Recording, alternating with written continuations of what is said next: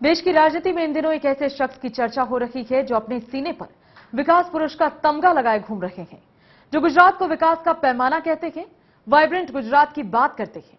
लेकिन कुछ लोगों को शायद ये बात हजम नहीं हो रही, वो उसे झूठा बताते हैं, कहते हैं कि कहीं वो 2002 दोहरा ना दे। भले ही मोदी पर लाख आरोप लगे, लोग उन्हें पसंद ना करें, लेकिन एक बात जरूर है कि आप मोदी को पसंद करते हैं या फिर मोदी को नापसंद करते हैं, लेकिन मोदी को नजरअंदाज नहीं कर सकते। वैसे भी इन दिनों अपने भाषणों के जरिए मोदी हर जगह चर्चा का विषय बने हुए हैं। नमस्कार, मैं हूं वंदना चंदेल और आप देख रहे हैं न्यूज लाइन। और न्यूज लाइन में हम सबसे पहले बात करेंगे नरेंद्र मोदी की।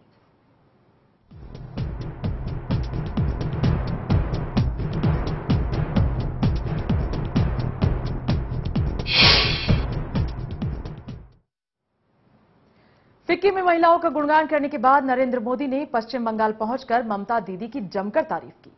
गुजरात के गड्ढे भरने की बात करने वाले मोदी ने बंगाल पहुंचकर कहा कि बंगाल भी 32 साल पुराने गड्ढे भरने की कोशिश कर रहा है। अब मोदी कभी गुजरात के गड्ढे भरने की बात करते हैं तो कभी उनको बंगाल में भी गड्ढे दिखते हैं। अब सवाल यह है कि आखिर मोदी किन गड्ढों की बात कर रहे हैं, आखिर गड्ढों की राजनीति क्या है।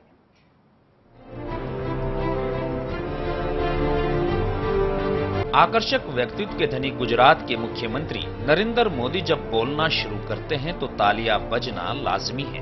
कोलकाता में जब मोदी उद्योगपतियों को संबोधित कर रहे थे तो कई बार तालियां बजी। मोदी ने कई मुद्दों पर अपने विचार रखे। आनंददायक सुबह से मेरा दिन प्रारंभ हुआ है और आप सबको देख करके उत्साह और बढ़ेगा, मुझे विश्वास है। और कोलकाता से आप लोगों से बहुत कुछ सीख करके मैं गुजरात जाऊंगा और बहुत सारी बातें मैं गुजरात में लागू करूंगा, इतना मुझे पूरा भरोसा है।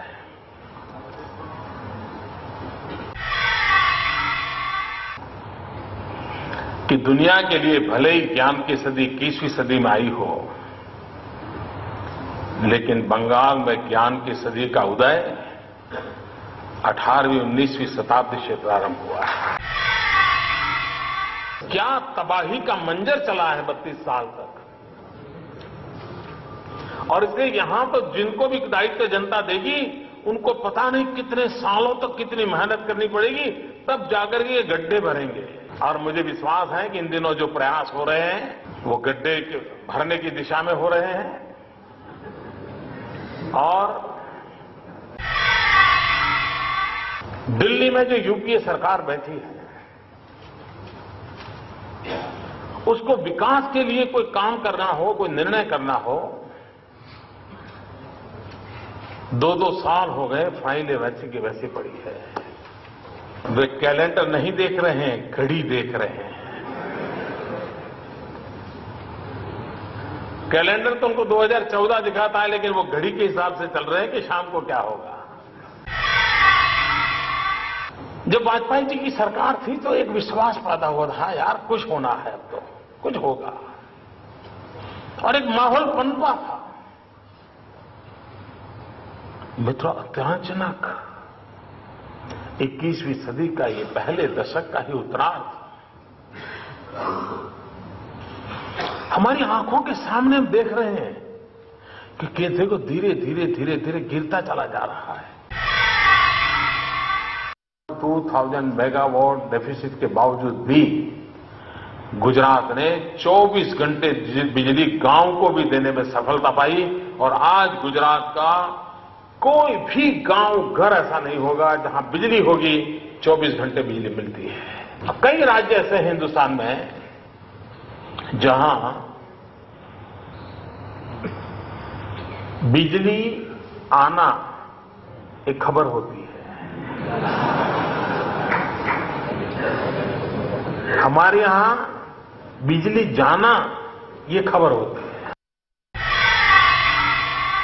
हमारे सैनिकों को मार दिया जाए, उनका सर काट करके ले जाया जाए,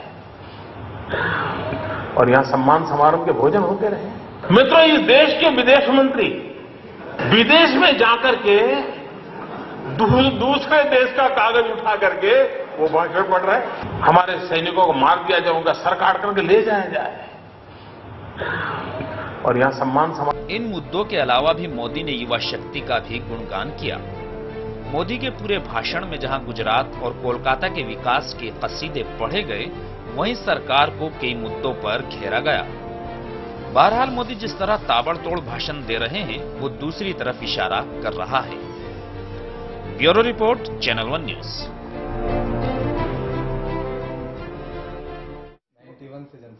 न जाने क्या करिश्मा है, क्या चमत्कार है, मोदी जी का अंदाज है, हर तरफ उनकी वाहवाही है, महिमा मंडन सा हो रहा है। और अब वो लगातार एक के बाद एक अलग अलग स्टेट्स में जा रहे हैं, लोगों से मुखातिब हो रहे हैं, उद्यमियों से मिल रहे हैं, महिलाओं की तारीफ कर रहे हैं। और आज जब पश्चिम बंगाल पहुंच गए जनाब मोदी साहब, तो ममता जी की भी तारीफ कर दी। उन्होंने कहा कि मैं तो गुजरात के गड्ढे भरने में व्यस्त था, ममता जी तो पश्चिम बंगाल में गड्ढे भर रही हैं और इनके गड्ढे भी बड़े गहरे हैं, ये 32 साल पुराने हैं, ये वाम दलों की देन है। मोदी जी ऐसा कह रहे हैं, ममता जी ने कुछ रिएक्ट नहीं किया। हर स्टेट में जाके चिंता जाहिर करना, चिंता जताना, एक खास वर्ग को, एक खास तबके को पूरी तरीके से फोकस करने की कोशिश करें, क्या मतलब है इसका? इसी पर चर्चा करने के लिए आज हमारे साथ बड़ा होनहार, बड़ा बैलेंस, बड़ा इंटेलेक्चुअल क्लास टैलेंट है। हमारे पैनल में सज्जन सिंह वर्मा साहब हैं, कांग्रेस के जाने माने नेता हैं, सांसद हैं। सर, बहुत बहुत स्वागत है आपका। अक्सर आप हमारे साथ न्यूज लाइन में रहे हैं और आज चर्चा में आपसे काफी कुछ जानना है, क्योंकि कांग्रेस और यूपीए की आपत्ति बनती है इस पर। रूप चौधरी साहब हैं, आपकी हर एक बात का काट उनके पास अगर हो तो वो हमें जरूर बताएंगे, बीजेपी नेता हैं। स्वागत है आपका चौधरी साहब। हमारे साथ सैयद अफजल अब्बास साहब हैं, जेडीयू के जाने माने नेता हैं, आपका भी बहुत बहुत स्वागत सर। और फजल इमाम मलिक साहब वरिष्ठ पत्रकार हैं और क्या विश्लेषण इन चीजों के दौरान हो सकता है वो जरूर हमें बताएंगे। सज्जन सिंह वर्मा साहब, सबसे पहले मैं आपसे शुरुआत करना चाहूंगी। ये मोदी जी हर स्टेट में जा रहे हैं, ममता जी कभी आपके साथ थी, उनकी भी तारीफ कर दी आज उन्होंने, इससे पहले उन्हें उनकी याद नहीं आई थी, लेकिन अब उन्हें लग रहा है कि पश्चिम बंगाल के गड्ढे ममता जी भर रही हैं, बहुत अच्छा काम कर रही हैं। आपको क्या लगता है मोदी जी क्यों कर रहे हैं ये सब? वंदना जी, असल में है क्या कि मोदी जी को एक फोबिया हो गया है जी। वो ये समझ रहे हैं कि वो इस देश के प्रधानमंत्री बन गए हैं जी, इसलिए वो सारी ये कवायदें कर रहे हैं। उनको ये लग रहा है कि मुझे पूरी देश की जनता चाह रही है और जहां जाते हैं विषय से हटके बयान देना चालू कर देते। जैसे केलकटा गया आज जी, उन्होंने कहा कि केंद्र की सरकार दोगला व्यवहार करती है, केंद्र की सरकार धनराशि नहीं देती है। इनके दिल पे हाथ रख के बता दें कि क्या मनरेगा की पूरी राशि केंद्र सरकार ने इन्हें दी कि नहीं गांव के विकास के लिए? क्या प्रधानमंत्री सड़क योजना की पूरी राशि इन्हें दी कि नहीं? सर्व शिक्षा अभियान में स्कूल बनाने की राशि पूरी दी कि नहीं दी? और गुजरात के हिस्से की बिजली केंद्र ने इन्हें दी कि नहीं दी? इसका जवाब नहीं दे पाएंगे। तो शब्दों के जाल में लोगों को मोहित करना चाहते हैं, भ्रमित करना चाहते हैं और कुछ भी एलिगेशन केंद्र की यूपीए सरकार पे लगा के ये शो करना चाहते हैं कुछ भी एलिगेशन मैं लगा एक अच्छा मैं कोई अच्छा एक प्रधानमंत्री साबित होऊंगा। हाँ। ये शो करना चाहते हैं। अच्छा, बड़ी पॉइंट की बात आपने कह दी कि अभी वो बने नहीं है, लेकिन उन्हें लग रहा है मैं बन गया हूं और बनने के बाद जो जो करना चाहिए किसी भी पीएम को वो कर रहे हैं। रूप चौधरी साहब, आप जरा हमें बताएं, दिल पे हाथ रख के आप लोग सच क्यों नहीं कह देते? वाकई में केंद्र में इतनी खामियां हैं जो आप गिनाए जा रहे हैं? देखिए, मैं वर्मा साहब से साफ साफ कहना चाहता हूं कि कांग्रेस के लोगों को सपने में भी मोदी जी दिखाई देते हैं, बीजेपी दिखाई देती है जी, क्योंकि इन्होंने विकास के स्थान पर देश का बंटाधार किया है जी। देश को प्रगति के स्थान पर ये विकास के रास्ते पे नहीं चले। देश में जो इस वक्त भ्रष्टाचार हुआ है जी, जो कोई सा मंत्रालय ऐसा नहीं है जहां लाखों करोड़ के भ्रष्टाचार के घोटाले सामने नहीं आ रहे। नित्य नया रोज घोटाला केंद्र सरकार के, यूपीए सरकार का खुल रहा है जी। मैं समझता हूँ शायद वर्मा साहब मध्य प्रदेश से सांसद हैं जी। मैं इनसे पूछना चाहता हूं, इनके 2 बार दिग्विजय सिंह जी इन्हीं के राज्य से मुख्यमंत्री रहे और उनको मिस्टर बंटाधार की ख्याति प्राप्त हुई उनको, और वहां की जनता ने उनको बुरी तरह से परास्त करके वहां से भेज दिया और आज वहां एनडीए की सरकार है। वहां शिवराज सिंह चौहान जी भारतीय जनता पार्टी के युवा मुख्यमंत्री हैं। आज ये विकास देखें, ये अपने ही प्रदेश में जरा नजर डाल के देखें कि वहां पहले क्या दुर्गति थी, ना बिजली आती थी, ना पानी था, ना सड़क था। ऐसे हालात थे, अपने गृहवान में जाके देखें, अपने गृह प्रदेश। वर्मा साहब, मेरा जवाब दूंगा। माननीय वर्मा जी, मेरा आपसे निवेदन है, अपनी प्रदेश में आप तुलना कर लीजिए। हाँ। मोदी जी को छोड़िए, मोदी जी की तुलना में तो कांग्रेस कहीं नहीं ठहरती है। मोदी जी देश के सर्वश्रेष्ठ मुख्यमंत्री नहीं है, दुनिया के मोदी जी अन्य राज्यों मेरी आपसे विनती है, प्रधानमंत्री नहीं बन पाएंगे। देखिए सुन लीजिए, चौधरी साहब, वर्मा जी अब तो बड़ा क्लियर करें कि वो बन नहीं पाएंगे। देखिए, अगर वर्मा जी 10 साल मोदी जी देश के प्रधानमंत्री नहीं बन पाएंगे। मैं आपसे निवेदन करता हूँ वर्मा जी, चौधरी लगता है या तो आप डिबेट की मर्यादा नहीं समझते हैं। वर्मा जी, आप देश की सबसे बड़ी पंचायत, मैं निवेदन करना चाहता हूँ, वर्मा जी देश की सबसे बड़ी पंचायत में बैठे हैं, उनको इतनी एक वो समझ होनी चाहिए। जब वो बोले तो मैंने उनको बीच में नहीं टोका, एक मर्यादा नहीं कहती। अगर कोई बिल्कुल आपकी बात जायज है, टोकने का बिल्कुल आपकी बात जायज है। मैं आपसे निवेदन करता हूँ बीच में ना बोले। लेकिन उन्होंने एक बात कह दी है, मुझे आप इसका भी जवाब दीजिएगा। वो कह रहे हैं कि मोदी जी बन ही नहीं सकते पीएम। ये क्या, ये खुदा है, भगवान है ये, या कोई अवतार है? इनको किसने, ये तो कांग्रेस की अपनी सरकार मध्य प्रदेश में मना रहे थे, तब ये भी कहते थे। और इस बीच चौधरी साहब, इस बीच ये कांग्रेस ये किसने अधिकार दिया इनको कहने का, भविष्यवाणी करने का?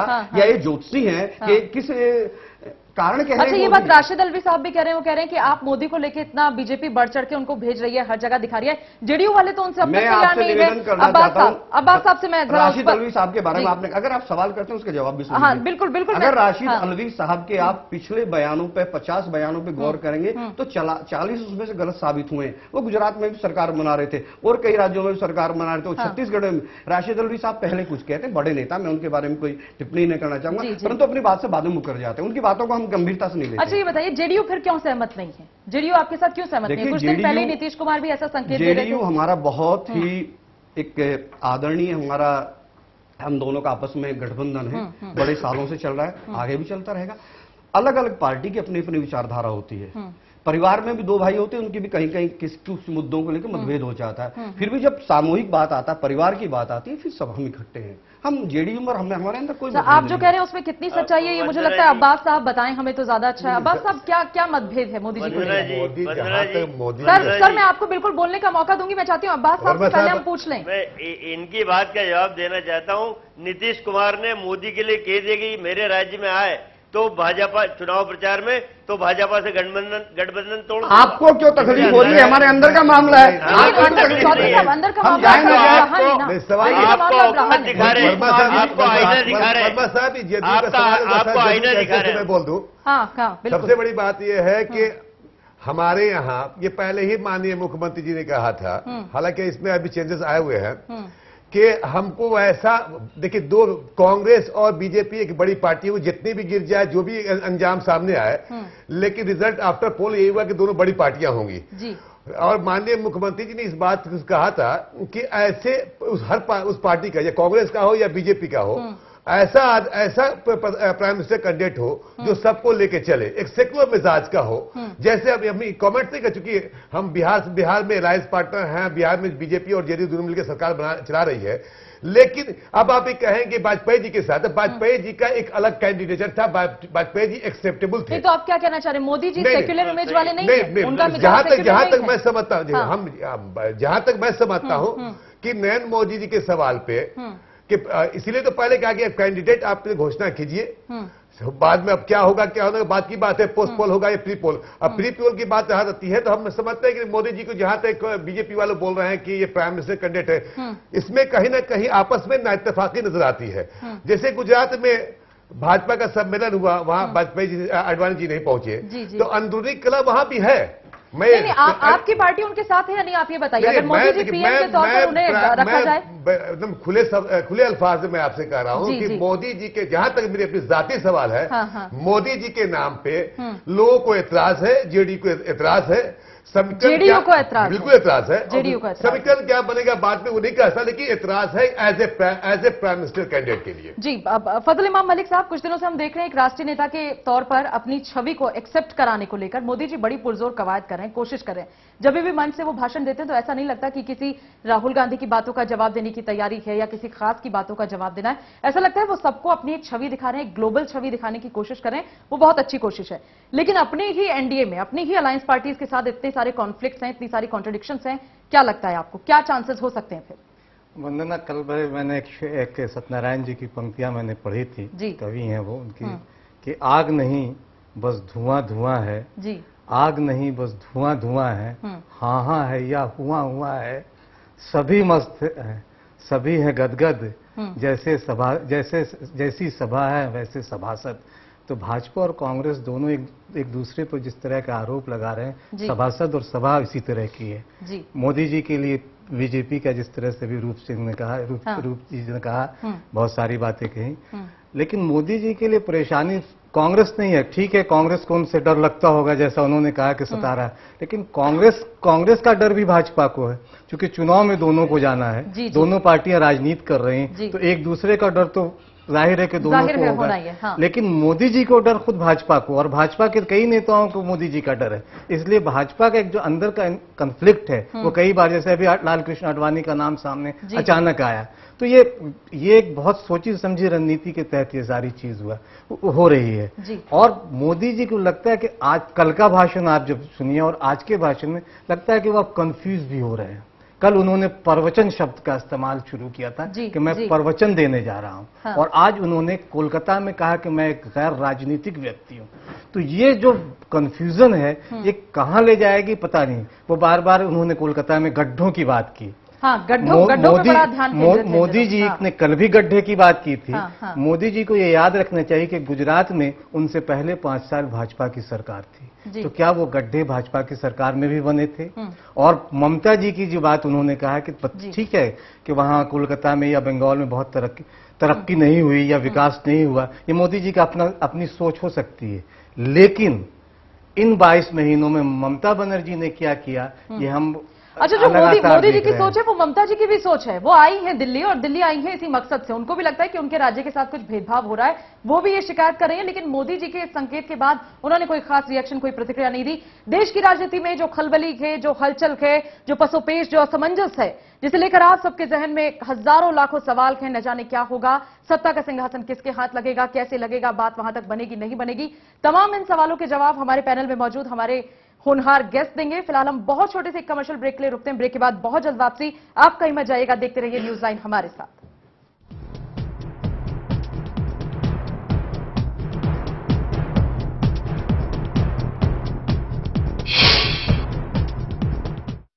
लाख तक अधिग्रहण की 1 एकड़ की राशि थी, किसानों के लिए धरती की ये कीमत जरा सी थी। भूपेंद्र सिंह हुड्डा ने इसे 72 लाख तक बढ़ा दिया। 33 साल तक दे रॉयल्टी, किसान शिखर पे चढ़ा दिया। 33 साल तक देकर रॉयल्टी, किसान शिखर पे चढ़ा दिया। वर्तमान हरियाणा सरकार के आने से पहले किसान भाइयों की जमीन का अधिग्रहण कौड़ियों के भाव लगभग 2 से 3 लाख रुपए प्रति एकड़ के हिसाब से किया जाता था। माननीय मुख्यमंत्री श्री भूपेंद्र सिंह हुड्डा ने पूरे प्रदेश में जमीनों के न्यूनतम फ्लोर रेट निर्धारित किए और प्रदेश में कुल 6 जोन बनाए गए, जिसके अनुसार प्रदेश के किसानों को भूमि अधिग्रहण के बदले 21,60,000 से लेकर 72 लाख रुपए तक प्रति एकड़ मुआवजे के रूप में मिल रहे हैं। इतना ही नहीं, किसानों को मुआवजे के साथ साथ 21,000 रुपए प्रति एकड़ हर साल 33 सालों तक रॉयल्टी भी मिलेगी, जिसमें 750 रुपए प्रति वर्ष की बढ़ोतरी भी होगी। और यदि किसान की भूमि का SEZ जेड और टेक्नोलॉजी पार्क के लिए अधिग्रहण किया जाएगा तो रॉयल्टी की राशि 42,000 रुपए प्रति एकड़ 33 सालों तक मिलेगी, जिसमें 1,500 रुपए की प्रति वर्ष बढ़ोतरी होगी। विकास की प्रक्रिया में किसानों को भागीदार बनाने के लिए अब हमने लैंड पूलिंग जैसी अनूठी स्कीम बनाई है।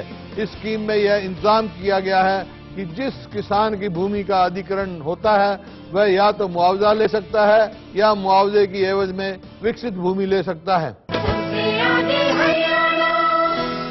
ऐसा घर आपने नहीं देखा होगा, संभाल के पोछा मारा अभी। आइए, ओ भाई साहब ये देखिए हॉल, ये देखिए चिल्ड्रंस रूम, देखिए कितना बड़ा है। आपके बच्चे खेलते खेलते थक जाएंगे। हो गया, मजे ले लिए। आइए। और ये है बेडरूम, इसकी खिड़की से तारे दिखते हैं, तारे। आपको क्या लगा प्रॉपर्टी डीलर हुआ? अरे आपको अपना घर दिखा रहा था। पर्ल्स इंफ्रास्ट्रक्चर, हम जानते हैं कि घर अरमान, उम्मीदों और सपनों का बना होता है, तभी तो हम घर बनाते हैं, जिंदगियां बनाते हैं। अक्षय बाथरूम कब धोगे? आज संडे है ना। गन्ने के दामों के बारे में बात कहूँ मैं खास, अपने कार्यकाल में गन्ने का दाम चढ़ा दिया आकाश। भूपेंद्र सिंह हुड्डा ने, भूपेंद्र सिंह हुड्डा ने।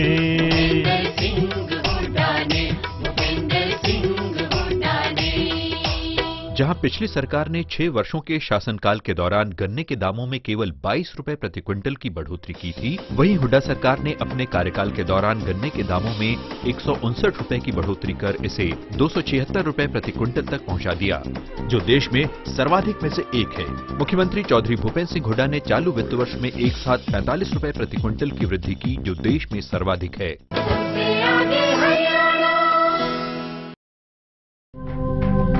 नर्मदा, शिप्रा या बस्तर का विस्तार,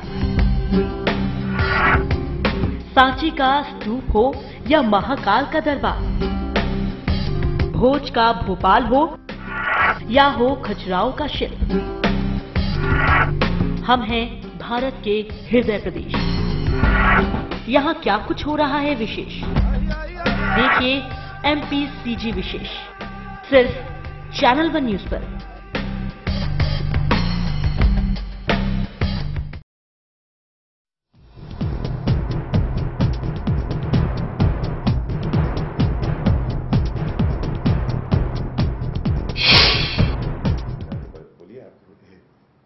दिल्ली के बाद कोलकाता में नमो नमः, और नमो नमः में उन्होंने अब ममता जी को भी इशारा कर दिया है कि भाई अगर भविष्य में कभी आपके जहन में कोई ख्याल आए एनडीए की तरफ मुड़ने का, बीजेपी के साथ होने का, तो आप बिल्कुल आ सकती हैं, वेलकम है, ऐसा एक संकेत उन्होंने दिया है। फिलहाल हमारे साथ सज्जन सिंह वर्मा जी भी मौजूद हैं, कांग्रेस के सांसद हैं, जाने माने नेता हैं। वर्मा साहब, ममता जी गए, मोदी जी तो वो दिल्ली आ गई, दिल्ली में आई, वो यहां मुलाकात करने, उनको शिकायत है कि हमारे प्रदेश के साथ ये लोग अच्छे से व्यवहार तो करते नहीं है, सौतेला व्यवहार करते हैं, कई जरूरतें हैं पूरी नहीं होती। ऊपर से उन्होंने ये भी कह दिया मोदी जी ने कि ममता जी तो बहुत अच्छा शासन कर रही हैं। आपको लग रहा है मोदी जी यहां पर डबल गेम करने की कोशिश कर रहे थे, लेकिन ममता कुछ इस पर रिएक्ट नहीं करी है अब तक? वंदना जी, आपकी आवाज मुझे कट कट के मिल रही है, फिर भी मैं जो समझ रहा हूं जी जी वो ममता जी के बारे में, ममता जी दिल्ली आई हैं और कलकत्ता में मोदी ने ममता जी को दाने डालने की कोशिश की, उनकी तारीफ की जी। ये इसलिए कि ताकि ये भी उनके साथ आने वाले चुनाव के वक्त आ जाए, उसके बाद आ जाए, पर ऐसा संभव नहीं है। ममता जी आई हैं दिल्ली में अपने प्रदेश के विकास का पैकेज लेने, जो उनका अधिकार है, और यूपीए की सरकार को, केंद्र सरकार को देना भी चाहिए एक पिछड़े राज्य को विकसित करने के लिए, तो उनका अधिकार मांगने आई है। इसलिए मोदी जी ये कह रहे हैं कि ममता जी के बारे में जो लॉलीपॉप वाली बात कर रहे हैं, ये सब राजनीतिक भाषा है, राजनीतिक भाषा है। और मोदी जी कहते हैं कि मैं राजनीतिक व्यक्ति नहीं हूं, 900 चूहे खा के बिल्ली हज को चलिए, वो राजनीतिक आदमी नहीं मान रहे अपने आप को। ये बड़े दो मुहे तरह की बात करने वाले लोग हैं। डबल स्टैंडर्ड है चौधरी साहब, ये मोदी जी का डबल स्टैंडर्ड है, जैसा आप कह रहे हैं वर्मा जी। मैं वर्मा जी से बड़ी विनम्रता के साथ कहना चाहता हूं, मोदी जी का शायद इन्होंने पूरा भाषण सही नहीं सुना है जी। मोदी जी ने सही कहा कि वो राजनीतिक व्यक्ति नहीं है, वो कि तराजू पे तोल के स्वार्थ इस चीज का क्या लाभ होगा क्या हानि, वो नहीं करते हैं, वो देशभक्त व्यक्ति हैं, वो एक राजनीतिक व्यक्ति से ऊपर उठ चुके हैं। उसमें भी जवाब दूंगा, उनकी देशभक्ति पे भी जवाब दूंगा। मैं अपनी बात पूरी कर रहा हूँ। चौधरी साहब आप कहिए, वर्मा साहब से भी उनका। मैं मानता हूँ वर्मा साहब, आपकी केंद्र में सरकार है, पर इतना तो अधिकारों का हनन मत करिए। देश अभी कोई इमरजेंसी नहीं लगी है, आपने लगाई, जब लगा ले तब करना। ये अभी मीडिया के सामने आप अभी ऐसा मत करिए। कोई नहीं, चौधरी साहब आप कहिए अपनी बात, आप कहिए। मैं विनम्रता के साथ वर्मा जी को एक चुनौती देना चाहता हूं। जितने यूपीए सरकार के मुख्यमंत्री हैं और जितने एनडीए के मुख्यमंत्री हैं, ये विकास दर की तुलना कर दें कि किनका बेहतर काम हुआ है, तब ये बात करें। चाहे हमारे नीतीश कुमार जी हो, चाहे शिवराज जी हो, चाहे रमन सिंह जी हो, चाहे हमारे मोदी जी हो, चाहे दूसरे मुख्यमंत्री। वर्मा जी अब आप काम देख ले फिर बात करें। अब आप बताइए। मैं देखिए एक बात समझ लीजिए, देशभक्ति की ये बात कर रहे थे श्रीमान जी। मोदी जी भाषण देने की कला में निपुण है। अभी कल उन्होंने कहा था अपने भाषण में। आपको किसने रोका सर? आप अच्छा भाषण दीजिए। सुन तो लो, सुन लो, मैं अभी बोल रहा हूं ना, अभी सुन लेना। मोदी जी ने राहुल गांधी के भाषण पे कि मधुमक्खी का छत्ता की तरह काम करते हैं, तब मोदी जी ने कहा कि राहुल गांधी को मधुमक्खी का छत्ता दिखता होगा, मुझे तो ये भारत माता है मेरी। ये भारत माता जब अंग्रेजों की जंजीर में बंधी थी, मोदी जी और उनका परिवार और उनके साथी लोग कहां थे स्वतंत्रता संग्राम में? जरा इनके परिवार का इतिहास मुझे बता दीजिए। जब देशभक्त कहना, अभी देशभक्त कहने की जरूरत नहीं। और सवाल बीजेपी के राज्यों का है जी, और बीजेपी के लोगों का मोदी के साथ मत मिलाने का। अभी शिवराज सिंह जी चौहान ने आज एक टीवी चैनल पे ये कहा है कि राज्यों के विकास में मॉडिफिकेशन मॉडल को तो मैं मानता हूं, लेकिन मोदी मॉडल अपनाया जाए ये आवश्यक नहीं है। ये विरोधाभास खुद के पार्टी के एक मुख्यमंत्री के शब्दों में निकल के आ रहा है। जब घर में लड़ाई होगी, जब घर में इस तरीके की बातें होंगी तो बाहर वाले तो ये कहेंगे। देखिए, घर में लड़ाई कोई नहीं है, परिस्थितियों का फर्क होता है। जो गुजरात की परिस्थितियां, जिस तरह का विकास का मॉडल गुजरात में चाहिए, वो सही कहा शिवराज जी ने, वो मध्य प्रदेश में लागू नहीं हो सकता। अलग अलग राज्य की, शिवराज जी तो ये कह रहे हैं मैं मोदी मॉडल को मानता ही नहीं। मैं बताता हूँ आपको, अलग अलग राज्य की अलग अलग परिस्थितियां होती हैं जी। जो बिहार की समस्याएं हैं वो जम्मू कश्मीर में नहीं है, और जम्मू कश्मीर की समस्याएं वो कश्मीर में, केरल में नहीं है। ठीक है साहब, ये परिस्थितियां हैं जो वहां बेहतर काम करके शिवराज जी ने दिखाया, चाहे बेटियों के मामले में, चाहे शिक्षा में, चाहे कानून व्यवस्था में, चाहे सड़कों में, चाहे बिजली में, वो एक अद्वितीय है। उन्होंने बहुत बेहतर काम किया है। हमारे पास तो कई बार ये तुलना करना मुश्किल हो जाता है कि एनडीए का सर्वश्रेष्ठ मुख्यमंत्री कौन है। एक से बढ़िया काम एक ने करके दिखाया है। ठीक है, दूसरी बात, आपने राहुल जी का वर्मा साहब ने जिक्र किया। मैं वर्मा जी से बड़ी विनम्रता के साथ पूछता हूं कि राहुल जी बड़ा अच्छा भाषण देते हैं। राहुल जी एक शक्ति पुंज है कांग्रेस के। किसने उनको रोका है कांग्रेस देश से भ्रष्टाचार मिटाने के लिए? किसने उनको रोका है देश से महंगाई खत्म करने के लिए? किसने उनको रोका विकास करने के लिए? आज तक कुछ कर नहीं पाए। खिसियानी बिल्ली खंबा नोचे, भाषण देते हैं। 9 साल से उन्हीं की सरकार चल रही है, उन्हीं के घर से तो 10 जनपद से सरकार के सारे फैसले होते हैं। हुआ है तो केवल भ्रष्टाचार हुआ है। इनके क्वात्रोची मामा देश को लूट कर भाग गए, ये कोई जवाब नहीं देते। आप इनके इतनी के वोट देने वहां मजाक उड़ाया जा रहा है इस देश का। जी जी जी, यूपीए पे सरकार बनाएगी, कहिए।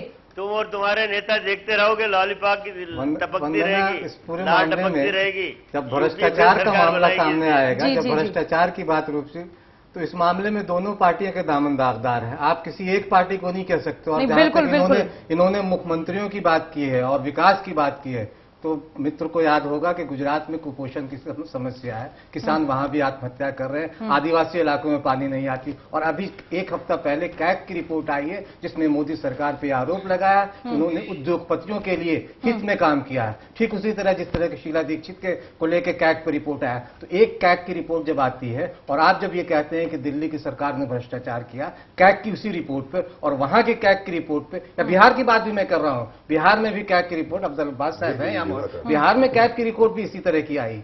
तो आप अगर कैग की रिपोर्ट पे ही जाइएगा और भ्रष्टाचार की बात कीजिएगा तो आप किसी का दामन दागदार नहीं। आपके अध्यक्ष बंगारू लक्ष्मण साहब रिश्वत लेते हुए कैमरे के सामने पकड़े गए थे। आप उससे कह सकते हैं कि बहुत दिन की बात है, लेकिन भ्रष्टाचार तो भ्रष्टाचार नहीं। मलिक साहब, मैं विनम्रता साहब से कहना चाहता हूं जी, किसी ने नहीं रोका है। केंद्र में यूपीए की सरकार है, मीडिया स्वतंत्र, आप एक मीडिया के बहुत प्रमुख और सम्मानित व्यक्ति हैं, करिए ना। अगर हमारे सरकार का कोई भी मंत्री, मुख्यमंत्री दोषी है, जेल में डालिए ना। आपने कहा बंगारू लक्ष्मण साहब का, बंगारू लक्ष्मण साहब ने, अगर वो आप वीडियो क्लिपिंग देखी, उन्होंने रिश्वत नहीं ली थी, उनको चंदे के नाम पे वो दिया था। बंगारू लक्ष्मण जी ने सिफारिश नहीं की थी, कर्नाटक के ऑर्डर नहीं दिलवा दिया था, साजिश थी।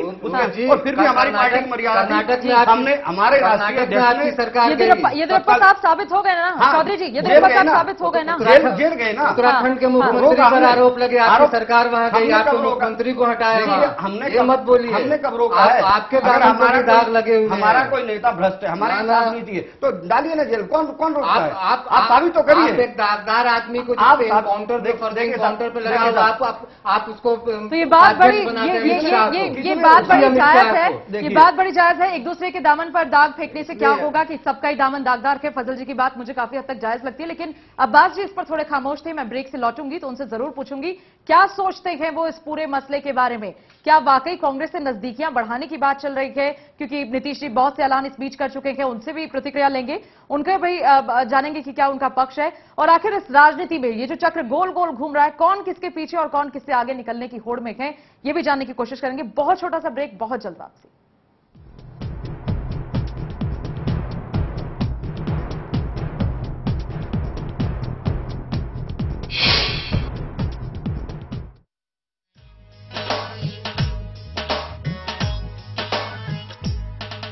विकास की झड़ी लगी, विकास की झड़ी, हुड्डा ने लगा दी है विकास की झड़ी। विकास की झड़ी लगी, विकास की झड़ी, हुड्डा ने लगा दी है विकास की झड़ी। भूपेंद्र सिंह ने जन जन का कल्याण किया, आधुनिक हरियाणा का निर्माण किया।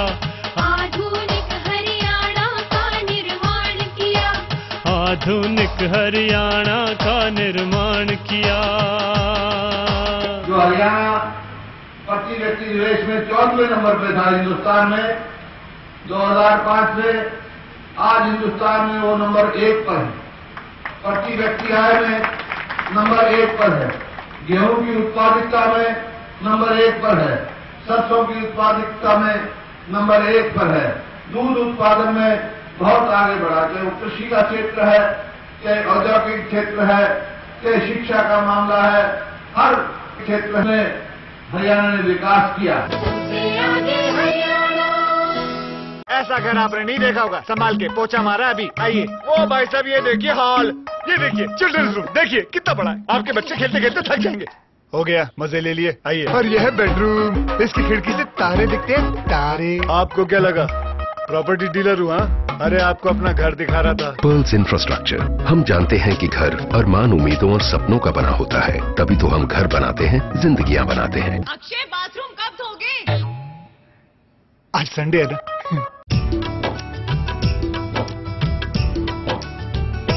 हो बिजली समस्या के बारे में हुड्डा ने किया विचार। 40 साल में लगा न पाई जो पिछली सरकार। हुड्डा ने लगा दिया थर्मल अपने कार्यकाल में 4 रे भैया, थर्मल लगा दिए 4 कार्यकाल में 4 रे भैया, थर्मल लगा दिए 4।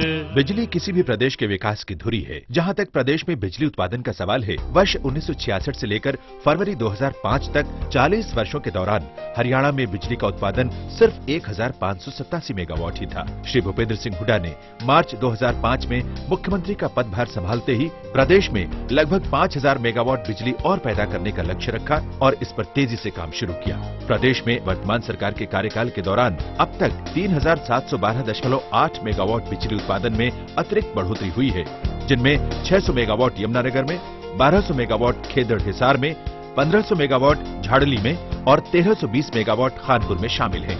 पूर्ववर्ती सरकार के कार्यकाल के दौरान जुलाई 1999 से फरवरी 2005 तक बिजली उत्पादन में केवल 724.4 मेगावाट की वृद्धि हुई थी, जबकि वर्तमान सरकार के कार्यकाल के दौरान अब तक 3712.8 मेगावाट बिजली का उत्पादन करके 3 गुना से भी अधिक की बढ़ोतरी की गई है।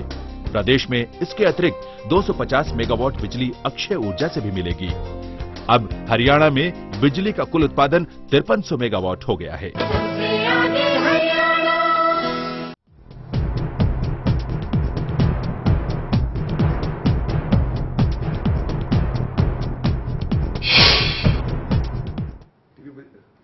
ब्रेक के बाद एक बार फिर आप सभी का बहुत बहुत स्वागत है। आप देख रहे हैं न्यूज लाइन और आज हम चर्चा कर रहे हैं मोदी जी पर।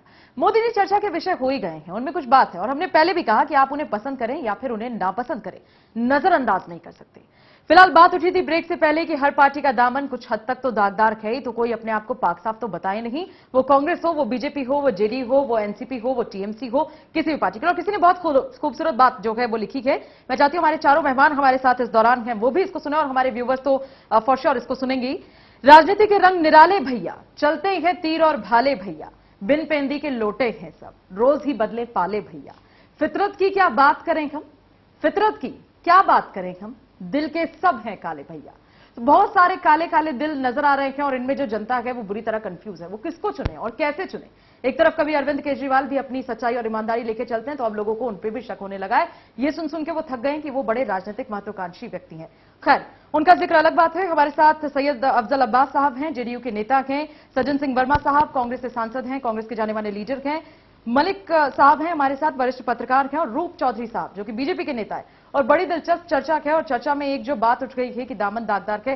अफजल साहब, आप बड़े खामोश, बड़े शांत से नजर आ रहे हैं इस मसलों पे, आपने कोई प्रतिक्रिया नहीं दी। कांग्रेस का और बीजेपी दोनों से बुरा नहीं बनना चाह रहे, कहीं ऐसा तो नहीं है? देखिए, सवाल बुरा बनने या न बनने की बात नहीं है यहाँ पे। एक हमारा स्टैंड क्लियर था और आज भी क्लियर है। हम बिहार में मेरी गवर्नमेंट बीजेपी के साथ है, एलायंस पार्टनर है। जहां तक कांग्रेस का सवाल आप जहां तक कह रहे हैं, साहब कुछ दिन पहले ही मुख्यमंत्री का बयान आ चुका है कि हमारे कांग्रेस से कुछ लेना देना नहीं है। जो ये तराशराइयां चल रही थी कि वो हो सकता है कि कांग्रेस साथ। अच्छा, लेकिन नीतीश जी बड़े स्मार्ट हैं अब्बास साहब, वो तो ये भी कहते हैं कुछ दिन पहले कि कल की बयान बता रहा हूँ वंदना, 2 दिन पहले की बात है कि हम कांग्रेस के साथ से कोई मेरा लेना देना नहीं है कि अब ये जो भ्रम फैला हुआ है कि कांग्रेस साथ चले जाए। हाँ, एक इश्यू पे है, वो मैं जाती तौर पे भी कर सकता हूँ, पार्टी के, क्योंकि पार्टी के मैं प्रवक्ता तो हूं नहीं कि प्रवक्ता कैसे बोलूं, लेकिन इतना जरूर कहूंगा कि एक शेर मुझे भी याद आता है कि खैर उसको बाद में कहेंगे। सवाल नहीं, आप शेर भी कहिए। नहीं, शेर बाद में कह लगे। सवाल कि मोदी जी के ऊपर जो जितना हाय तुबा मचा हुआ है, वो कह रहे हैं कि मोदी जी मोदी जी मोदी जी। मैं बीजेपी के वरिष्ठ नेताओं से, मैं बीजेपी के साथी यहाँ बैठे हुए हैं, भाई जैसी बात है तो क्यों ना घोषणाएं लोग कर देते हैं, राजनाथ सिंह करते हैं कि हाँ प्राइम मिनिस्टर कैंडिडेट, बात खत्म हो जाएगी, दूध का दूध पानी के पानी सामने हो जाएगा। लेकिन एक बात सुनिए, अभी इस तरह से हिंदुस्तान की तारीख में जहां तक मेरी जो अपनी उम्र में देखा कि पहली बार ऐसा देखने को मिल रहा है कि कोई आदमी, कोई उम्मीदवार, मैं कमेंट्स नहीं कर रहा हूं, जो हकीकत जनता बोल रही है कि अपनी उम्मीदवारी के लिए वो खुद कैंपेनिंग करता हो, वो खुद कंपनी की मैं उम्मीदवार हूं, मैं पीएम का दावेदार हूं। ये पहली बार मुझे ऐसा देखने को मिल रहा है। इसके पहले आज तक नजर नहीं आया कि पार्टियां बोलती थी कि मेरा मनमोहन सिंह होंगे या सोनिया गांधी होंगी या राहुल गांधी होंगे या वाजपेयी जी होंगे। कांग्रेस या यूपीए से कोई शिकायत है आपको या नहीं? बात से खुद ही कहे कि मैं प्रधानमंत्री कैंडिडेट, इसके लिए मार्केटिंग जो की जा रही है, ये धीरे धीरे ये राज फाश हो रहा है। मोदी जी के मसले पर आप साथ छोड़ने को तैयार हैं? मतलब आप हाथ का साथ ले लेंगे लेकिन बीजेपी का दामन छोड़ देंगे? हाथ की साथ छोड़े ना छोड़े बात की बात है, एतराज तो है। अब रही बात उसके राष्ट्रीय अध्यक्ष माने शरद जी हैं, माने मुख्यमंत्री, वो क्या करेंगे, मेरी हैसियत नहीं कि मैं इस पर अलायंस ब्रेक कर दूं या जोड़ दूं, लेकिन जो आम फीलिंग जो है उसकी मैं बात कर रहा हूं। मतलब ऐतराज है। कल नीतीश जी का बयान आया उस मधुमक्खी के छत्ते पर, बहुत अच्छी बात है, क्योंकि मधु जो है वो शहद से हमको ताकत मिलती है। ये क्या था? तो ये दरअसल गलवैया चल रही है, जताई जाती है। सवाल है कि हर आदमी अपने किस चीज की व्याख्या अपने अपने तरीका से कहे। जाहिर सी बात है, मैं राहुल गांधी जी के जब मैं भी उनकी स्पीच सुन रहा था कि जाहिर सी बात है जो शहद मक्खियां जो अपने जो छाता बनाती हैं, तो जाहिर सी बात है उसमें हजारों मक्खियों का योगदान होता है। और वहां मैं कांग्रेस की तरफ मैं तारीफ नहीं कर रहा हूं, आप फिर न कहें कि कांग्रेस की बात कर रहे हैं कि, लेकिन इतना जरूर है कि हजारों लाखों मक्खियां एक अपनी मेहनत से एक अपने इकट्ठा करके वो शहद बनाती है। और यही कहना चाहते राहुल गांधी। अच्छा, राहुल गांधी क्या कहना चाहते हैं ये आप समझ गए? हो सकता है मोदी जी कहने की कोशिश कर रहे हो कि देखो भाई ये छत्ता है, इसमें लूट खसोट मत करना। नहीं, लूट खसोट नहीं करते, वो तो सीधे मां की बात किया, उसमें हम कमेंट, फिर वही बात आई बीजेपी और कांग्रेस की बात है। मैं अपनी जाती राय बता रहा हूं कि जो उसमें कहने का सेंस उनका राहुल जी का था, और मोदी जी किस परिप्रेक्ष्य में क्या, किस एस्पेक्ट में कह रहे हैं वो समझे। लेकिन यहां तक मैं समझ रहा हूं कि उसमें यह था कि सारे लोग मिलकर एकजुट होके यकजा होके मुल्क कैसे तरक्की करे, इसके बारे में। चलिए, आप राहुल जी की फीलिंग समझ रहे हैं तो अब मुझे कई संशय होने लगे हैं आप पर भी, और आपकी पार्टी पर तो जाहिर तौर से सबको हो ही रहे हैं। वर्मा साहब, आपको क्या लगता है, कुछ नजदीकियां कांग्रेस ने भी बढ़ाने की कोशिश की है जेडीयू के साथ? नीतीश जी आप लोगों की तारीफ कर देते हैं, पहले तो नहीं सुनते थे हम कि कभी कांग्रेस की उन्होंने ऐसे तारीफ कर दी। राष्ट्रपति के मसले पर वो आपके साथ हो लिए, कई और भी चीजें हैं, मोदी को लेकर उनको ऐतराज है। ऐसा लग रहा है कि कहीं ना कहीं अनजाने में ही, वैसे ये जानकर ही हो रहा होगा, राजनीति में कुछ अनजाना होता नहीं है, नजदीकियां बढ़ाने की कोशिश कर रहे हैं आपकी तरफ।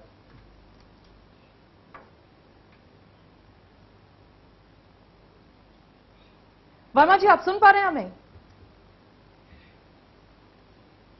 नहीं।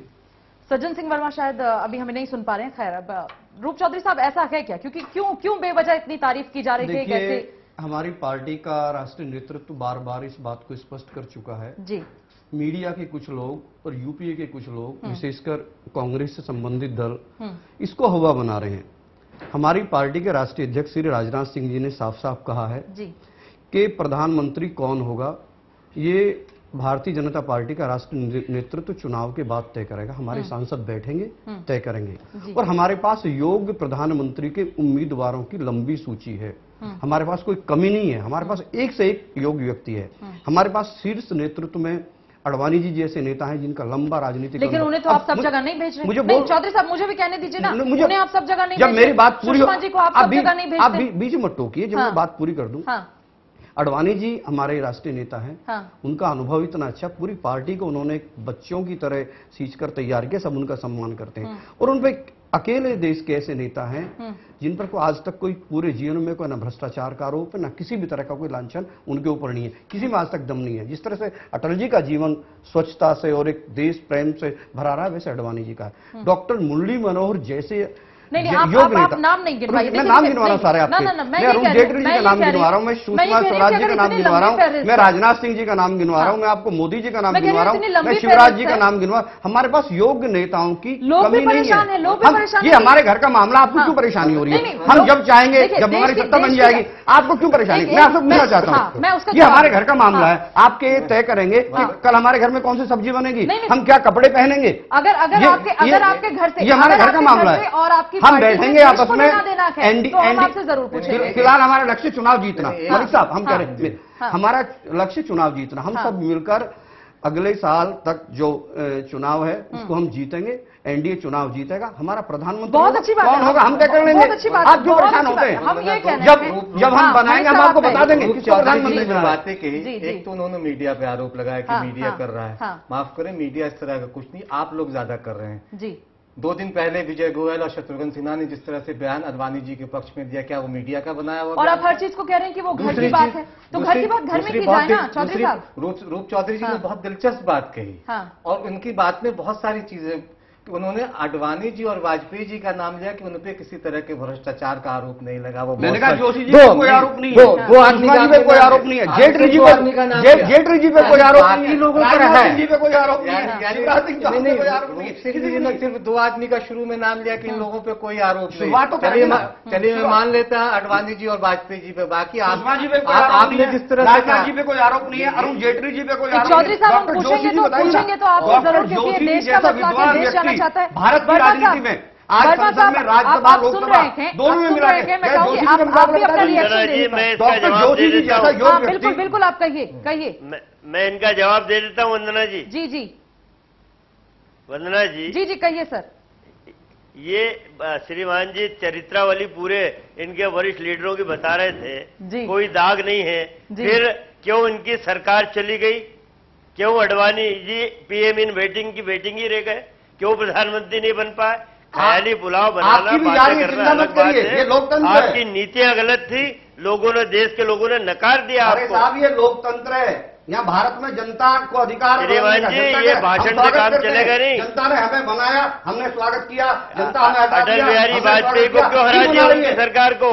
अडवाणी जी पीएम वेटिंग क्यों रह गए? आप जा रहे देखकर ये जवाब दीजिए। आप जब दाग नहीं थे तो पीएम इन वेटिंग क्यों रह गए? जनता का फैसला था, हमें मान्य, हम तो जनता के फैसला का फैसला, इसीलिए जनता पढ़ी लिखी है, जनता समझदार है, हमारे यहाँ लोकतंत्र है। अभी आप परिवारवाद नहीं, आप और वेट करिए, आपकी पार्टी के नेताओं को बोल दो 10 साल बाद कपड़े सिलाना, अभी 10 साल यूपी और देश में राज करेगी।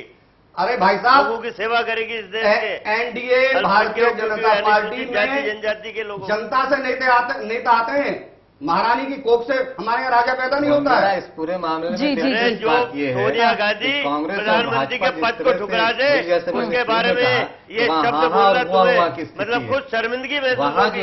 एक महिला ने प्रधानमंत्री का पद ठुकरा दिया और तुम्हारे यहाँ लाट टपक रही है, सारे नेताओं की लाट टपक रही है प्रधानमंत्री के पद पे। ये हालत है ऐसी पार्टी है। पिछले 10-15-20 दिनों से राहुल वर्सेस मोदी, राहुल क्या कह रहे हैं, मोदी क्या कह रहे हैं, महंगाई पे कहीं कोई चर्चा नहीं है। आम आदमी मर रहा है, आज जाके ममता बनर्जी की तारीफ कर रहे हैं, जहां अस्पतालों में बच्चों की मौत हुई और ममता बनर्जी कोई एड्रेस नहीं कर रहे। वो जाती हैं बतौर मुख्यमंत्री ममता बनर्जी और जाके थाने में अपने कार्यकर्ताओं को छुड़वा लेती हैं। इसकी बात नहीं कि उन्होंने 22 सालों में 22 महीनों में उन्होंने ऐसा कोई काम नहीं किया। सिंगूर और नंदीग्राम के मसले पे वो सत्ता में आई और आज जिस पुलिस को लेके वो सारा मामला था, लगा था कि पुलिस का चेहरा वो बदलेंगे, उस चेहरे की वजह से आज एसएफआई का एक लड़का मारा जाता है, जिसकी वजह से आज दिल्ली में बहुत कोहराम मचता है। बिल्कुल आप किस चीज को एड्रेस कर रहे हैं? भाजपा कर रही है, कांग्रेस कर रही है। एड्रेस सिर्फ कर रही है क्या? राहुल बनाम गांधी, राहुल आएंगे। अरे इस लोग अब्बास जी, आप सारे लोग चीजों पे क्यों कुछ रिएक्ट नहीं कर रही है? कांग्रेस नीतीश जी बड़े स्मार्ट लीडर हैं। मैं आपको सच बोल रही हूँ, जितना नहीं बहुत स्मार्ट लीडर है। किसी बात को किस लहजे में कहना है और कहाँ कहना है, कैसे कहना है, दोनों तीर कैसे एक ही उसमें रख लेने हैं, वो सबको जानते हैं। बिहार में स्मार्ट लीडर दिया। लेकिन वंदना जी उसी बिहार में नीतीश कुमार की अब जब बात कर रही हैं आप, उसी बिहार में शिक्षकों पर लाठियां चलती है, महिलाओं पर लाठियां चलती है, सुप्रीम कोर्ट उनसे संज्ञान लेता है, वहां शिक्षकों को पैसा नहीं मिलता है, वहां और सिर्फ वित्त रहित शिक्षक नहीं, आप आंदोलन करते हैं उसके खिलाफ। आपका दबंग नेता एक पुलिस का लेके लोगों को धमकाता और नीतीश जी कहते हैं कि लोकतंत्र अगर नहीं होता तो हम बहुत कुछ कर सकते थे। तो ये एक मुख्यमंत्री की भाषा है। मुझे लगता है अब्बास जी को पहले मौका देना चाहिए। आप इसको ट्विस्ट करें, बात नहीं ट्विस्ट नहीं कर रहे हैं। जब आप बिहार की तस्वीर की बात कीजिएगा तो बिहार में उस शिक्षकों की बात भी आएगी। जाहिर सी बात है, वही शिक्षक जिनको कॉन्ट्रैक्ट बेस पे किया गया था। अब मेरे पास फंड जितना होगा उसी में, मेरे पास 6,000 रुपया दे के आप किसी को खुश कर लेंगे आज के दौर में भाई। आप तो अफजल भाई अगर 6,000 एक ही स्कूल में किसी को 36,000 दे रहे हैं। अब्बास आप शिक्षकों का मसला भी छोड़िए। मेरे स्मार्ट कहने का मतलब इतना था कि वो ये भी जानते हैं कि अगर मोदी को एनडीए लेकर आती है या बीजेपी उनका नाम प्रोजेक्ट करती है तो हमें इनसे हटना है, मतलब एक हुड़की देनी है। हटेंगे या नहीं हटेंगे हमें नहीं पता है। और कांग्रेस के लिए वो अच्छा अचानक से बोलने लगे। राहुल गांधी उनको अच्छे लगने लगे हैं, उनको सोनिया जी की कई बातें सही लगती हैं और फिर वो कहते हैं कि सही को सही बोलना बहुत जरूरी है। देख कुछ चीजें हैं जो आप में अच्छाई है तो हम अच्छा तो कहेंगे ही, मेरे में बुराई है तो बुराई कहेंगे। इतनी अच्छाई थी तो उनके साथ हो जाना था। सवाल तो एक वो मैंने कहा था कि शेर मुझे याद आ गया कि तुम ज़बान तुम काट सकते हो तो मेरी काट लो, लेकिन मुझसे जालिम की सताइश नहीं होने वाली। मौजूद इसी पे है। आप मोदी जी को लेके आ रहे, हमसे मोदी भी बात किया आपने कि मोदी जी हमको उससे बात नहीं कौन बनाता है, कौन बने पीएम बने, इससे मतलब नहीं है। सवाल इस बात का है कि जो सामने आ जाए। और नीतीश जी हैं और पहले भी उन्होंने कह दिया था कि हमें ऐसे चीज को लाइए, ऐसे आदमी को लेके आइए जिसका एक सेकुलर छवि हो। और दुनिया में कहने में टीवी के माध्यम से मुझे कहने में कोई शक नहीं कि इन पे एक आरोप लगा हुआ है। इनके सरकार में मुसलमानों का कत्लेआम हुआ है। मैं 14 दिन अहमदाबाद की सरजमीन पे था जब दंगे हो रहे थे। देखिए बता रहे हैं हम कमेंट नहीं करें, इसलिए दागदार तो मोदी जी हैं। तो आप एक तरफ सेकुलर, ऐसा नहीं कि हिंदुस्तान में सारे हिंदू कॉम्युनल हैं और सारे मुसलमान सेकुलर हैं। अगर सारे हिंदू कॉम्युनल होते हैं 80 करोड़ आबादी हिंदुओं की होगी, मुसलमान की आबादी कितनी 20 से 25 करोड़ होगी। लेकिन हिंदुओं में भी सेकुलर मिजाज के लोग हैं, मुसलमानों में इस टाइम कट्टरपंथी लोग हैं। कहने का मतलब यह कि ऐसे किसी को बीजेपी जिसको लाए, मुझे इतराज नहीं है, जिसको लाए अभी से क्लियर हो जाए या बाद में क्लियर हो, एक ऐसा लीडर हो जो वाजपेयी जी की तरह हो, जो सबको लेके चले।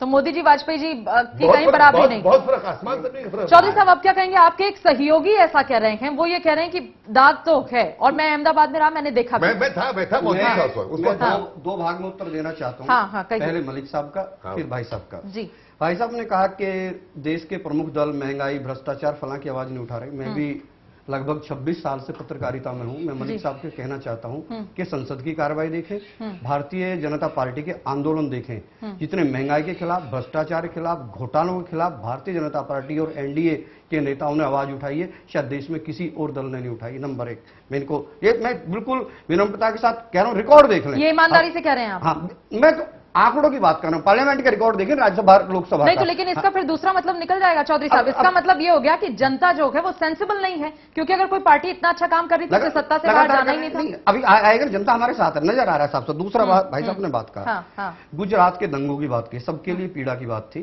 सबने कहा एक दुर्भाग्यपूर्ण घटना थी, परंतु हर घटना का एक होता है एक्शन रिएक्शन। अगर वो पहली घटना नहीं होती तो ये दुर्भाग्यपूर्ण घटना ये भी देश में नहीं हुई होती। दूसरा मैं पूछना चाहता हूं कांग्रेस के नेताओं से, दूसरे नेताओं से, देश में एक बड़ा नरसंहार और भी हुआ था जो 1984 में हुआ था, सिखों का देश भर में नरसंहार हुआ था।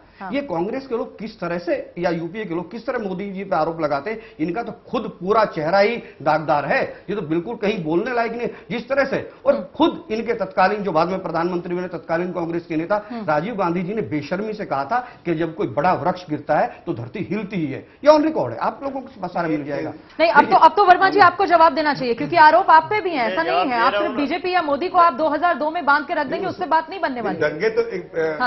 दंगे तो कांग्रेस किसी में भी कहने की कोशिश दंगा हर एक के लिए ऐसा नहीं है, दंगा होना दुर्भाग्य है। भाजपा की दिक्कत ये है कि वो एक दंगे को दूसरे दंगे से जस्टिफाई करने की कोशिश कर मैंने कहा दुर्भाग्य कह रहा हूँ। फिर आप 1984 के दंगे का नहीं करते।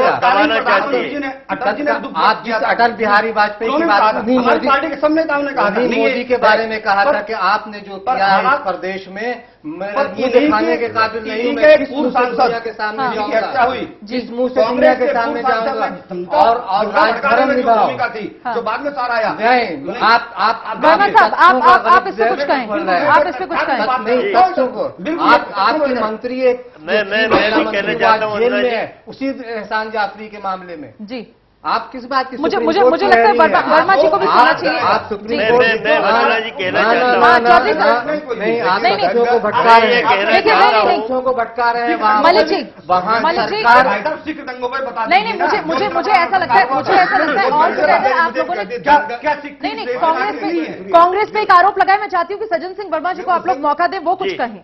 जी कहिए वर्मा जी। मैं ये कहना चाहता हूँ कि भारतीय जनता पार्टी अपने जख्म को दूसरों के जख्मों से छोटा या बड़ा बताना चाहते हैं। खुद के समय दंगा हुआ तो दूसरा दंगा दूसरी पार्टी का बता दो कि तुम्हारे राज्य में ही हुआ।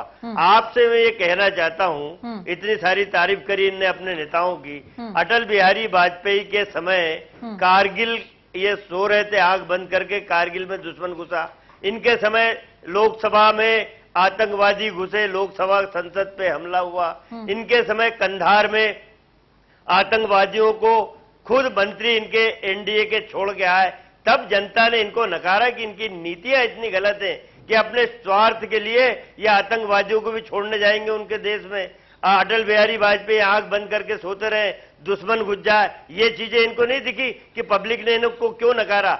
हमारे यहाँ भ्रष्टाचार हो रहा है मान लो, तो उन नेताओं को हम जेल में भी डाल रहे हैं। हम चाहते हैं कि वो उस नेता को फांसी पे लटका दिया जाए यदि भ्रष्टाचार। अच्छा, लेकिन रॉबर्ट वाड्रा जी के खिलाफ जब मामला सामने आया तो आप लोगों ने कोई कार्रवाई नहीं की, किसी ने जिक्र तक नहीं किया उनका? किसके? रॉबर्ट वाड्रा जी के खिलाफ जब जमीन घोटालों का ये मामला आया और तमाम चीजें उसमें आई तो बहुत कुछ खास नहीं किया आपने? उनके खिलाफ तत्काल जांच के आदेश हो गए और ही is not A Congress leader. Please, वो आईएएस अफसर, सर वो आईएएस अफसर को ट्रांसफर का ऑर्डर मिल गया था खेमका साहब का, मुझे अच्छे से याद है। मलिक साहब जांच हुई है जी, उनके खिलाफ तत्काल जांच हुई है रॉबर्ट वडेरा के केस के खिलाफ। किसने जांच का आदेश दिया था सज्जन जी? जांच का आदेश जो संस्था है जांच की, और 3 दिन में रिपोर्ट भी दे दी गई। कोई जांच में कोई अधिकारी और मंत्री का नाम कृपया बता दे तो मेरा ज्ञानवर्धन होगा। बहुत अच्छे, मालूम नहीं है। किसी के रिश्तेदार को घसीटना, he is not a politician. किसी का रिश्तेदार होना पॉलिटिशियन है, वो कोई गुनाह नहीं किसी का। भ्रष्टाचारी है। आपके तो गडकरी, अरे गडकरी के ऊपर भ्रष्टाचार का आरोप लग चुका है। डालिए, साबित तो करिए। भाजपा के राष्ट्रीय अध्यक्ष होते हुए आपने क्या किया? आपने कौन सी सफाई दी? गडकरी के ऊपर इतना बड़ा आरोप लगा, आपका शर्मसार होकर गडकरी को आपको हटाना पड़ा। इससे बड़ी शर्म की क्या बात? राष्ट्रीय पार्टी का भ्रष्टाचार में शर्मिंदगी महसूस करके भाई साहब जरा सी भी नैतिकता बची है। एक राहुल चालीसा आपने नैतिकता नहीं अपने गिरेबान में जागिए कि आपका एक लक्ष्मण बंगारू रिश्वत लेता है, आपका गडकरी राष्ट्रीय अध्यक्ष भ्रष्टाचार में लिप्त पाया जाता है। शर्मसार आप किसी चीज को, आप किसी नेता को किसी आप व्यक्तिगत मामला बना के आप जीजा वगैरह का इस्तेमाल शायद यहाँ गलत है। भाषा की अपनी मर्यादा होती है। सज्जन जी बीजेपी हम लोग क्योंकि मोदी की मुझे चौधरी साहब मलिक जी, आप किसी को मलिक जी मुझे लगता है सज्जन जी से कई और चीजें कंसल्ट करानी होंगी हमें। थोड़ा सा आप लोग संयम बरतें। थोड़ा मुझे सज्जन जी से ये पूछने का मौका दीजिए क्योंकि मुझे लगता है कि चर्चा जो है वो बहुत ज्यादा कहीं किसी और दिशा में हमें नहीं जाना है, डाइवर्ट नहीं होना है। मोदी जी की हम लोग बात कर रहे हैं। सज्जन जी आप उन पे आरोप लगाते हैं, आपकी सरकार आरोप लगाती है। मनीष तिवारी बड़े गुस्से और अग्रेसिव लैंग्वेज में ये कहते हैं कि देखो अगर मोदी जी आ गए तो 2002 दोहरा देंगे वो देश में, आपका आरोप, जैसा कह रहे हैं चौधरी साहब, कि हम सब शर्मिंदा है उस घटना पे, हमें भी बहुत दुख है, बड़ी निंदा हम लोग उस टाइम महसूस करते हैं और दुर्भाग्यवश ऐसा हुआ है। मैं ये कह रही हूँ, वो भी तो निर्दोष लोग, मैं ये कह रही हूँ कि आप कहते हैं कि हमारे यहाँ कोई भ्रष्ट नहीं और भ्रष्टाचार करता है तो हम उसे जेल में भेज देते हैं। आपके यहाँ तो ए राजा साहब अब तक ये कह रहे हैं कि जो भी मैंने किया उसकी इन्फॉर्मेशन वित्त मंत्री को भी थी, उसकी इन्फॉर्मेशन पीएम को भी थी, कोई कार्रवाई नहीं हुई, उनको पार्लियामेंट्री कमेटी के आगे पेश होना था, अब तक तो कोई ऐसी खबर नहीं आई। क्यों? लेकिन आप फिर ये नहीं कर सकते ना, कोलगेट मसले में पीएम का नाम आता है। बिल्कुल गलत। वंदना जी, लोक लेखा समिति के सामने प्रधानमंत्री क्यों पेश होगा? पेश होने की आवश्यकता ही नहीं है। फिर प्रधानमंत्री आप लोक लेखा समिति जांच करें और लोक लेखा समिति में आप बहुमत लाइए। बहुमत पे यदि लोक लेखा समिति बोलती है, बहुमत के आधार पे आप बुला सकते। यूं आप एक प्रधानमंत्री को कटघरे में खड़ा कर ही नहीं सकते। आप तो हर बात पे कोई बात हो प्रधानमंत्री का हस्ताक्षर। आपके तो दो पूर्व प्रधानमंत्री में हुए थे, राजीव गांधी जी पे बोफोर्स का भ्रष्टाचार का आरोप लगा और नरसिम्हा राव साहब का आरोप लगे, जेल की वहां 30,000 की तैयारियां हो गई थी, वहां कहां रखा जाएगा? आप कैसे कह सकते हैं? और ये भी जांच होगी। कल अगर हमारी सरकार आएगी, एनडीए की सरकार आएगी, तो जो भी दोषी पाएगा, चाहे वर्तमान सरकार आएगी, कहा हम कटघरे बात कर रहे हो। देश की जनता का पैसा सरकार 10 साल आने वाली नहीं है। हम इस तरह पेपर में लिख के दे देता हूं मैं। आप बताइए, सर कट कर सैनिकों के कहां से आ रहे हैं? ये किसकी सरकार है? अरे जिनका राष्ट्रीय अध्यक्ष भ्रष्टाचार में लिप्त है, उसे हटाना पड़ता है अध्यक्ष के पद से। इससे बड़ा प्रूफ क्या चाहिए? हमको घेर लिया है। जरा बताइए क्या कर रही है आपकी सरकार? देश की सुरक्षा आपने और आपके कई मुख्यमंत्री बोलते हैं कि हम चाइना से औद्योगिक संबंध बनाएंगे। इसमें कोई जवाब है आपके पास? मध्य प्रदेश का मुख्यमंत्री शिवराज सिंह चौहान कहता है कि मैं चीन से औद्योगिक और व्यापारिक संबंध बनाऊंगा। सैनिकों के अपने मुख्यमंत्री से तो पूछ लो कि क्या वो राष्ट्रीय है, उनकी भावनाएं राष्ट्रीय है? आपके मुख्यमंत्री बोलते कि हम चीन से व्यापारिक समझौता करेंगे, उनके लोगों को, उद्योगों को यह लाएंगे। एक तरफ मलिक साहब इसे ज्यादा बेटर क्लैरिफाई कर सकते हैं। वंदना, जैसा मैंने पहले कहा कि इस कव्वाली का कोई मतलब नहीं है। कांग्रेस और भाजपा दोनों एक दूसरे राजनीतिक दल हैं, सियासी फायदा उठा रहे हैं। भ्रष्टाचार के दामन का दाग दोनों के दामन पे है, किसी पे कम है, किसी पे ज्यादा, और दोनों दल इस कोशिश में लगी हुई है कि किसके कमीज का दामन कम दागदार है, इसी में लगी हुई है। दोनों ये दिखाने की कोशिश कर रहे हैं। इन्होंने कहा कि हमने महंगाई के खिलाफ खूब आंदोलन किया। आप बताइए कि नो कॉन्फिडेंस मोशन क्यों नहीं लाया इन्होंने? सदन कितने दिन चला इन पिछले 3-4 सालों में, ये मुझे बताया चौधरी साहब। इन्होंने कहा कि हमने सदन चलने, सदन में हंगामा ही होते रहे और दूसरे मुद्दे पे ज्यादा होते रहे, महंगाई पे कम हुआ। आज केजरीवाल आपका मुद्दा उठा के ले गए, बिजली और पानी जैसे मुद्दे पे, और आप कह रहे हैं कि हमने ऑन रिकॉर्ड किया। ये दोनों दल एक दूसरे से मिले हुए हैं, आते हैं सत्ता में 5 साल, चूंकि ये खुदा भी इनको मिलता है और कभी सनम के साथ दोनों जाते हैं। चूंकि राजनीति में है, बड़े दल हैं, इनको लगता है, और सपने ये भी देखते हैं, कांग्रेस भी देख रही है। मलिक साहब ने बहुत अच्छा सवाल उठाया, केजरीवाल जी के बारे में बात कहा। मैं कहना चाहता हूं, दिल्ली विधानसभा की कार्रवाई पढ़ें। मैं वक्ताओं के नाम बता रहा हूं, जगदीश मुखी, डॉक्टर जगदीश मुखी, डॉक्टर हर्षवर्धन, रमेश विधूड़ी जी, सुरेंद्र पाल रातावाल। कितने लोगों ने बिजली और दूसरी समस्याओं को हाउस में अनेक बार उठाया, हाउस रुका, एडजॉर्न हुआ, लगातार हमारे लोग उठाते रहे। एलजी को ज्ञापन दिया, प्रदर्शन किए, और बड़े बड़े प्रदर्शन, और यहां तक कि जो महंगाई लगातार बिजली की दरें बढ़ाई जा रही है, उसके खिलाफ जिन जिन संस्थानों में जाना चाहता था भारतीय जनता पार्टी गई, और वही कारण है कि इनको बढ़ाने का अवसर शीला दीक्षित जी को नहीं मिला। हम संघर्ष कर सकते हैं, संघर्ष कर सकते हैं। मेरे पास बहुत कम है। लेकिन वजन गुप्ता के पास ट्राई के जो अध्यक्ष थे, उनकी सिफारिश आई हुई थी, कहा गया था कि बिजली की दरें कम होनी चाहिए कंपनी को। गुप्ता साहब जो इनके अध्यक्ष रहे, वो उस पूरे हर बात का तोड़ है। देखिए बैठे रहे, ये हर बात के पीछे चूंकि उन पर ये भी आरोप लगा रहा है, जो हमारे एमएलए थे, जो उन पर ये भी आरोप लगा कि वो शीला दीक्षित की भी टीम का नेतृत्व कर रहा है लगातार हाउस में। अब्बास साहब शायद कुछ कहना चाह रहे हैं। मेरा बस ये कहना यह है कि जो भी समस्या हो, नेताओं कोई पार्टी जो भी हो, अपोजिशन में हो या पक्ष में हो, जनता की समस्याओं का निदान करना सबसे बड़ी जरूरी है। वो हो नहीं रहा, वो नहीं हो रहा है। मैं गलती मान रहा हूँ। सही बात है। दिल्ली में जितनी महंगाई बढ़ी है उसमें ऐसा नहीं कांग्रेस अछूती नहीं है। कांग्रेस का बहुत बड़ा रोल है। आज महंगाई इतनी चरम सीमा पे है, कांग्रेस की बैठे हुए हैं, निजीकरण नहीं कर सकते हैं। कांग्रेस निजीकरण कर देना, रिलायंस को सौंप देना, ये प्रस्ताव नहीं किया है। 40% ऐसा नहीं है इसमें, 40% ज्यादा बिल आ रहा है। हम लोग खुद भुगतोगे। बिल्कुल, और शायद अब हम समय से ऊपर जा रहे हैं, और क्योंकि हम में से किसी को भी ओवर टाइम नहीं मिलने वाला है, तो मुझे लगता है कि चर्चा को यहां पर विराम देना बहुत जरूरी है। हाँ या ना मैं आप सबसे एक सीधा सवाल चाहूंगी, मोदी जी को प्रधानमंत्री के तौर पर सज्जन सिंह वर्मा आप देख पा रहे हैं या नहीं देख पा रहे हैं? सिर्फ हाँ या ना में कहें। बिल्कुल नहीं, एक सांप्रदायवादी व्यक्ति कभी इस देश का प्रधानमंत्री नहीं बन सकता। चौधरी साहब, हाँ या ना? समाज को मोदी जी बन सकते हैं, उनमें क्षमता है, बन सकते हैं, क्या परेशानी है? बनेंगे या नहीं बनेंगे, हाँ या ना? मैं कैसे कह सकता हूँ? पार्लियामेंट में आप नहीं कह सकते, ये भी हमारे राष्ट्रीय अध्यक्ष कह चुके हैं कि हमारा जब पूरा हाईकमान बैठेगा, तय करेगा, हमारे सहयोगी दल बैठेंगे, जिनमें शरद यादव जी भी होंगे, नीतीश जी भी होंगे, दूसरे लोग हैं, सब बैठेंगे, तय करेंगे। अब्बास साहब, Modi as a PM, yes और नो?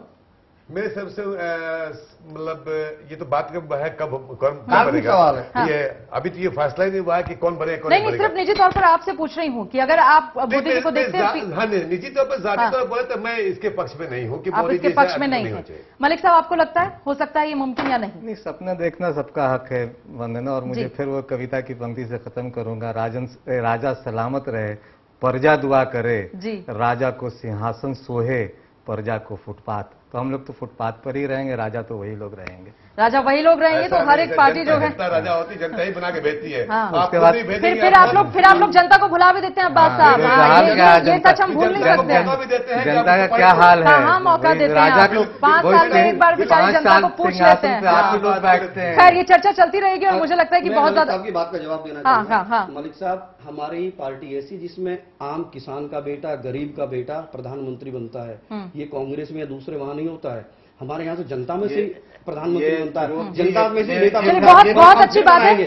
सज्जन सिंह वर्मा साहब, बहुत बहुत शुक्रिया आपका। इस दौरान आप हमारे साथ शामिल हुए, तमाम आरोपों के आपने अपनी तरफ से जवाब दिए, स्पष्टीकरण के बहुत बहुत शुक्रिया। चौधरी साहब शुक्रिया आपका, अब्बास साहब बहुत बहुत शुक्रिया, मलिक साहब शुक्रिया। कार्यक्रम के अंत में लेकिन एक पंक्ति है, मैं चाहूंगी आप सब उसे सुनते हुए जाएं ताकि याद रखें। हर अंधे धृतराष्ट्र को सिंहासन की चाह, होता हो फिर क्यों नहीं चाहे देश तबाह। संदेहों की जेल में आशाएं हैं कैद, तिस पर दुर्दिन है खड़े, पहरे पर मुस्तैद। असमंजस में आज फिर से अपना देश, चुन ले खूनी संतिया, फिर डाकू दरवेश। इसी के साथ न्यूज लाइन में फिलहाल इतना ही। मुझे दीजिए इजाजत, नमस्कार।